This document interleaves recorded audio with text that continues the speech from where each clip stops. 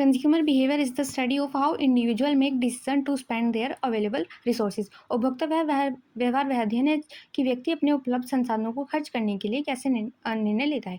Cycle sociology and psychology, समाजशास्त्र और मनोविज्ञान, डिसीजन मेकिंग एंड स्पेंडिंग, निर्णय निर्माण और खर्च, मार्केटिंग एंड सेल्स, विपणन और बिक्री, एडवर्टाइजिंग एंड प्रमोशन, विज्ञापन और प्रचार। इसका आंसर क्या हो जाएगा हमारा? Option B, decision making and spending. Which of the following is a personal factor influencing consumer behaviour, यानी कि निम्नलिखित में से कौन सा व्यक्तिगत कारक है?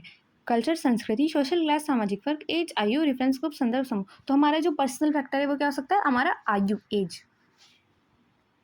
The first stage in the consumer decision making process is, उपभोक्ता निर्णय लेने की प्रक्रिया का पहला चरण क्या होगा? इन्फॉर्मेशन सर्च, जानकारी खोजना, इवैल्यूएशन ऑफ अल्टरनेटिव, इनकी विकल्पों का मूल्यांकन, प्रॉब्लम रिकॉग्नाइजेशन, समस्या की पहचान, परचेज डिसीजन, खरीद निर्णय। तो सबसे पहले हम क्या करेंगे? समस्या की पहचान करेंगे, यानी कि प्रॉब्लम रिकॉग्नाइजेशन, ऑप्शन सी। उसके बाद which of the following is a psychological factor, यानी कि कौन सा मनोवैज्ञानिक कारक है? प्रिसेप्शन, धारणा, कल्चर, संस्कृति, इनकम, आय, फैमिली, परिवार। तो हमारा जो कल्चर और परिवार है, अब हमारा क्या होगा? Social factor. इनकम हमारी हो गई इकोनॉमिक, तो हमारा क्या होगा? प्रिसेप्शन, यानी कि धारणा।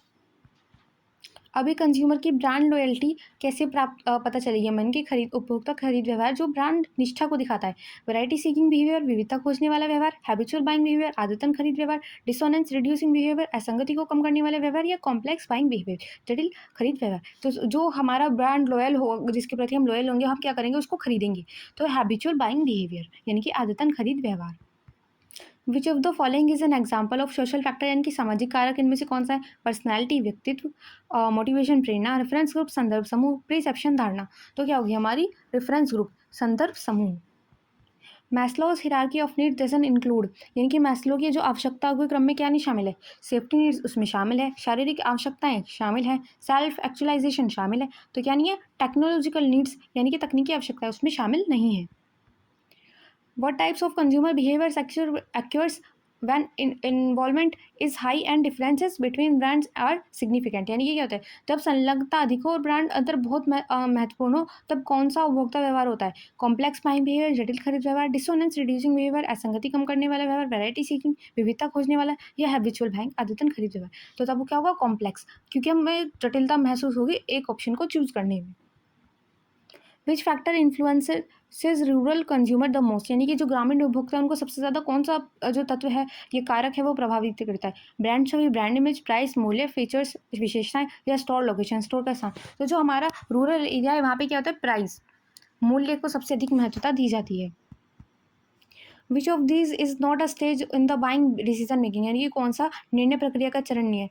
प्रॉब्लम रिकोगनाइजेशन, समस्या की पहचान, परचेज डिसीजन, खरीद निर्णय, मार्केट सेगमेंटेशन, बाजार विभाजन, पोस्ट परचेज बिहेवियर, खरीद व्यवहार के बाद का खरीदने के बाद का व्यवहार। तो इसमें क्या होगा? मार्केट सेगमेंटेशन, यानी कि बाजार विभाजन हमारी खरीदने की डिसीजन में नहीं आता। What does post purchase dissonance refers to, यानी कि खरीद के बाद की असंगति किसे दर्शाती है? सेटिस्फेक्शन आफ्टर परचेज, खरीद के बाद संतुष्टि, doubt and regret after purchase, खरीद के बाद संदेह और या पछतावा, हाई इन्वॉल्वमेंट, उच्च संलग्नता, इमोशनल बाइंग, भावनात्मक खरीद। तो इसमें क्या होता है? डाउट एंड और रिग्रेट आफ्टर परचेज, यानी कि खरीद के बाद संदेह या पछतावा। The set of actual and potential buyer of a product is known as, यानी कि जो वास्तविक और संभावित खरीदारों का समूह होता है उसको क्या कहा जाता है? टारगेट ऑडियंस, लक्षित दर्शक, मार्केट बाजार, सेगमेंट खंड, नीचे विशेष भाग। तो इसको क्या कहा जाता है? मार्केट, यानी कि बाजार। Lifestyle is a part of which factor affecting consumer behaviour, जो यानी कि जो जीवन शैली है वो उपभोक्ता व्यवहार के को प्रभावित करने वाले किस कारक का हिस्सा है? सोशल, सामाजिक, पर्सनल, व्यक्तित्व, कल्चर, सांस्कृतिक, साइकोलॉजिकल, मनोवैज्ञानिक। तो जो हमारी लाइफस्टाइल है वो क्या होती है? हमारा पर्सनल फैक्टर, यानी कि व्यक्तिगत। What is mean by consumer perception, यानी कि उपभोक्ता धारणा से क्या तात्पर्य है? कंज्यूमर डिसीज एजुकेशन, उपभोक्ता शिक्षा, कंज्यूमर बिलीफ, उपभोक्ता विश्वास, process of selecting and interpreting information, यानी कि जानकारी का चयन और व्याख्या करने की प्रक्रिया, या फिर एडवर्टाइजिंग इफेक्ट्स, विज्ञापन प्रभाव। तो इसमें आंसर है हमारा option C. Which of the following is a cultural factor, यानी कि इनमें से सांस्कृतिक कारक कौन सा है? रिलीजन, धर्म, पर्सनैलिटी, व्यक्तित्व, मोटिवेशन, प्रेरणा, एटीट्यूड, दृष्टिकोण। तो हमारा जो धार्मिक है या सांस्कृतिक है वो क्या है? रिलीजन, धर्म।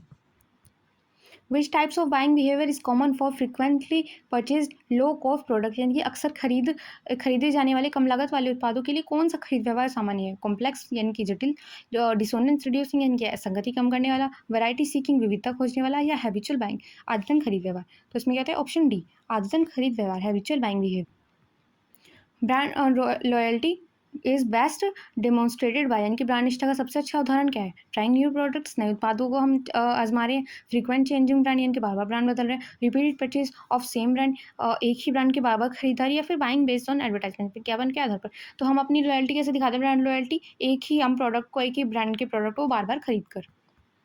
कंज्यूमर सेल्फ कॉन्सेप्ट रिलेटेड, यानी कि उपभोक्ता की आत्मधारणा संबंधित है। Income, I, how they perceive themselves, यानी कि वे खुद को कैसे देखते हैं। एजुकेशन लेवल, शिक्षा स्तर, ग्रुप बिहेवियर, समूह व्यवहार। जिसमें आंसर होता है option B, how they perceive themselves, यानी कि वो खुद को कैसे देखते हैं। द रेफरेंस ग्रुप इज, यानी कि संदर्भ समूह होता है। अ कॉम्पिटिटर, एक प्रतियोगी। A group influencing buyers behaviour, खरीदार के व्यवहार को प्रभावित करने वाला समूह। अ फैमिली, एक परिवार, यानी कि एडवर्टाइजिंग एजेंसी या फिर विज्ञापन एजेंसी। तो इसमें आंसर है हमारा option B, group influencing buyers behaviour, यानी कि खरीदता के व्यवहार को प्रभावित करने वाला समूह।